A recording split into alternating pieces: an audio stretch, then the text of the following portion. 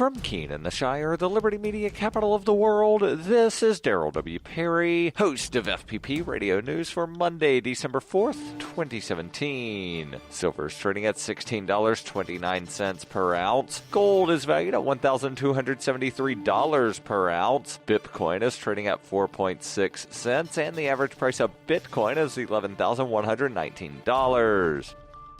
Antiwar.com reports the Kurdish YPG forces have announced substantial gains in eastern Syria's Deir ez-Zor province, taking new territory along the Iraqi border and east of the Euphrates River away from the Islamic State. The territory captured was some of the very little remaining to the Islamic State in the Deir ez-Zor province and territory of limited value. It was noteworthy, however, in that both the U.S. and Russian forces backed the offensive. That's a change, as while previously the Russians have supported the YPG in limited engagement, during the Deir ez-Zor offensive, the U.S. has been supporting YPG exclusively, while the Russians supported the Syrian government, sort of a rush to seize as much the Islamic State territory as possible. In addition to the support of the U.S. and Russia, the Kurds claim the push was backed by Arab militias in the area. This comes amid Kurdish efforts to set up civil councils to rule their portion of the Deir ez-Zor province.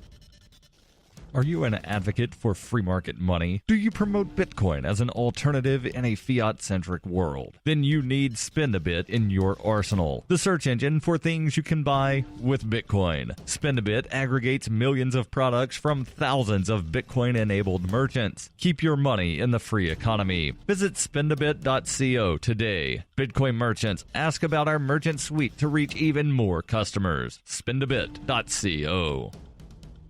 UPI reports American officials told the United Nations it would be withdrawing from a global agreement on the Treaty of Refugees and Migrants because it is inconsistent with U.S. immigration policies. The U.S. mission to the United Nations made the notification Saturday, 2 days before the start of a global conference on migration in Puerto Vallarta, Mexico. The United States signed the non-binding New York Declaration for Refugees and Migrants in 2016 under President Barack Obama. Member states signing the pact pledged to uphold the rights of refugees, assist in resettlement, and provide access to education and jobs. A statement from the U.S. mission said the New York Declaration contains numerous provisions that are inconsistent with U.S. immigration and refugee policies and Trump administration's immigration principles. As a result, President Trump determined that the United States would end its participation in the compact process that aims to reach international consensus at the UN in 2018. On Friday, Trump also decided the United States would not participate in the Mexico talks, a 3-day meeting on the New York Declaration, and discuss humane ways of dealing with millions of migrants. Unnamed diplomatic sources told Foreign Policy magazine that White House Chief of Staff John Kelly and Attorney General Jeff Sessions were in strong support of pulling out of the meeting. U.S. Ambassador to the UN Nikki Haley said in a statement on Saturday, "Our decision on immigration policies must always be made by Americans and Americans alone. We will decide how best to control our borders and who will be allowed to enter our country. The global approach in the New York Declaration is simply not compatible with U.S. sovereignty."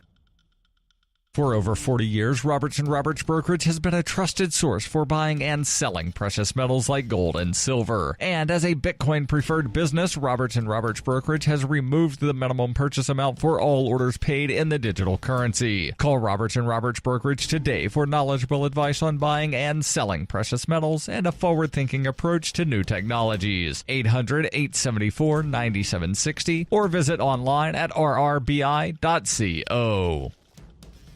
Reuters reports U.S. drugstore chain operator CVS Health Corp. said on Sunday it had agreed to acquire U.S. health insurer Aetna for $69 billion, seeking to tackle soaring healthcare spending through lower-cost medical services in pharmacies. This year's largest corporate acquisition will combine one of the nation's largest pharmacy benefits managers and pharmacy operators with one of the oldest health insurers, whose national business ranges from employer health care to government plans. The deal comes after Aetna's $37 billion plan to acquire smaller U.S. health insurer Peer Humana was blocked in January by a U.S. federal judge over antitrust concerns. Aetna shareholders stand to receive $207 per share in the deal with CVS. The consideration comprises $145 per share in cash and approximately 4.2 shares of CVS for every 5 shares of Aetna. Aetna shareholders will own about 22% of the combined company, while CVS shareholders will own the remainder.